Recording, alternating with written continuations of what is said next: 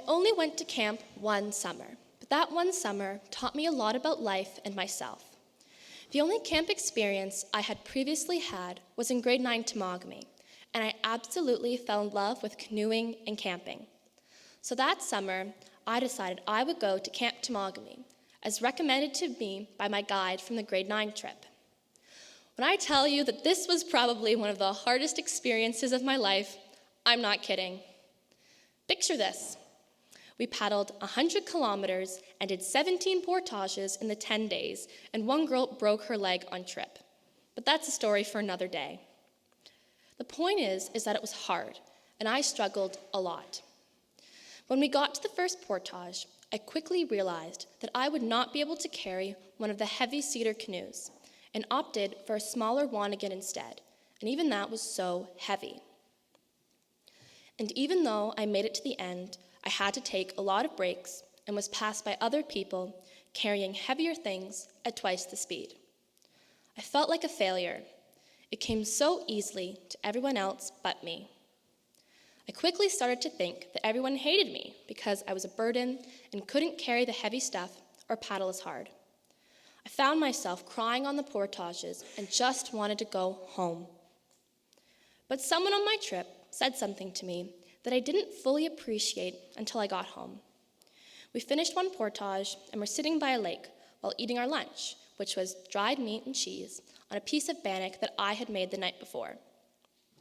He said to me, "Sarah, it's okay that you can't carry the canoe because this bannock is awesome."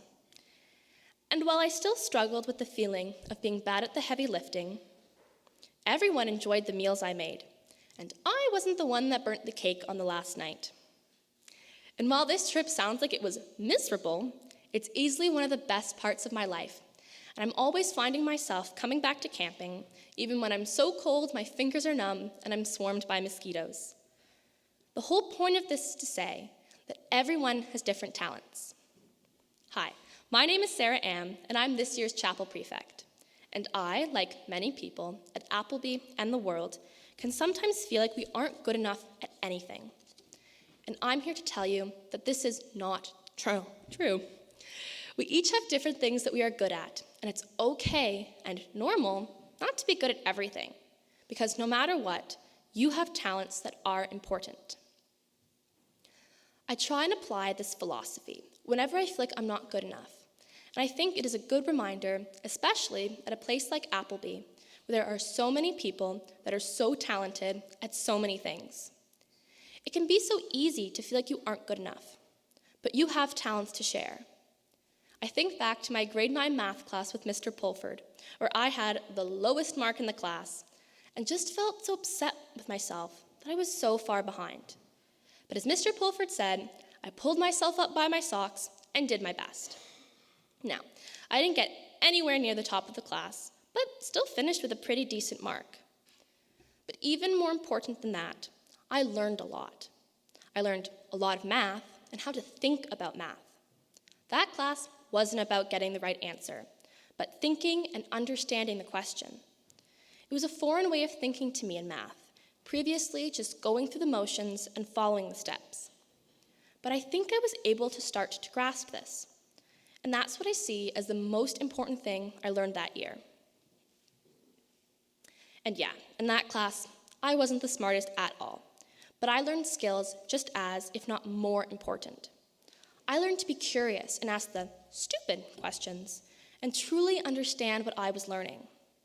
And yeah, I'm still not amazing at math to this day, but I'm good at asking questions, even if I might seem a little silly. Even today, I use this strategy. Whenever I find myself feeling down about something I'm not naturally talented at or talented in general at, I try and remember all the great things that I bring to the table. And I think we can all try this in our lives. Find what we are good at amidst the things we aren't so great at. A lot of my friends do better than me in subjects. And whenever I feel upset about it, I remind myself that there are things that I'm good at too, even if it's something totally different. For example, while math was not my best subject and doesn't come naturally to me, I find that at least so far, fingers crossed, I grasp chemistry concepts quite quickly. I had a teacher tell my mom in a parent-teacher conference a couple years ago that she could tell that computer science didn't come naturally to me, but that I tried really hard. She was absolutely correct. I tried really hard in that class because it didn't come easy to me, and actually did pretty well overall. But I definitely had some bumps along the way. This mentality has sort of freed me from that pressure to be perfect all the time. If a test doesn't go that well, it's not the end of the world anymore. Obviously, I try and find where I went wrong in order to improve the next time, but I don't feel so upset with myself. And I don't put all my weight on being the best at anything because I know that there are so many other things that I'm good at too. And at school and in life, we can all feel the pressure to be the best at everything we do, and we can feel jealous and defeated when we aren't. It's okay. We all have different things to offer everywhere we go. Diversity is not just about what we look like or where we come from, but also what we offer. It's important that we are good at different things. For example, if we are all amazing at science, yes, we will have amazing scientists and doctors and inventors and explorers, but who will be the lawyers and the teachers, the chefs, and everything else that we need as a society to function? We need to be good at different things for our survival. So just know it's okay if you aren't the smartest, the funniest, the fastest, the strongest, or whatever else you feel like you aren't good enough at. Someone needs to make the bannock for the trip. And now, I'm not saying that you should just give up on anything you aren't immediately good at. I'm still not the best at portages, or even fantastic at them. But by any means, I'm a lot better than I used to be. But I had to work at it. It didn't just come. I took every opportunity to portage or pull the pulk when I went camping. Now, something that used to bring me to tears brings me a sense of pride and achievement. And this year, I'm going to work as hard as I can in math because I know that I will need to. But I know that it's okay that these aren't my automatic strengths, and I'm going to have to work at them. It's okay to make mistakes and have things turn out differently than we hope. But it's also okay to try. And it's okay to have to try your best and not be the best. I guess it's not really about being the best, but about being the best version of yourself, the version that tries their hardest and sometimes fails, but gets right back up and tries again. Neck to me or neck to meet, neither timidly, neither brashly. This is our school motto if you aren't aware. It basically means we shouldn't be scared, but we shouldn't be overconfident. We shouldn't be afraid to try new things, but we should also know we will make mistakes along the way and might not succeed right away. And some things we won't be amazing at. It's okay. We all do it. It's a part of life. When I used to figure skate, my mom always told me that if you didn't fall, you didn't try something new that day. Also, the school is so different than it used to be. And if people didn't have new ideas and talents that weren't the norm, brought these talents to the table, then who knows? The school might be very different today.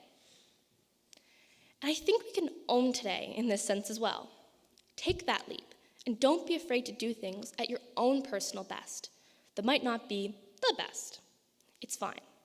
I want you to think about something that you've always wanted to try, but maybe have felt too nervous to. This year, I challenge you to make a point to try it, and I'm doing mine right now. I don't love public speaking. I'm not the best at it, certainly improved over the years, but I'm going to own this moment, try my best, and bring whatever talents I have, hopefully some humor, and try and share something with you all that is really important to me and hopefully can inspire and resonate with you. And I think that by bringing different talents and beliefs to the table, we can do some really amazing things together. When we were coming up with our chapel theme this year, we decided on 3 VIA character strengths that we thought summed up what we wanted for chapel. We as a group decided on open-mindedness, honesty, and zest.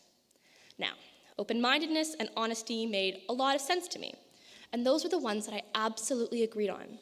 But I did not love the zest one. In fact, first I wanted to get rid of it.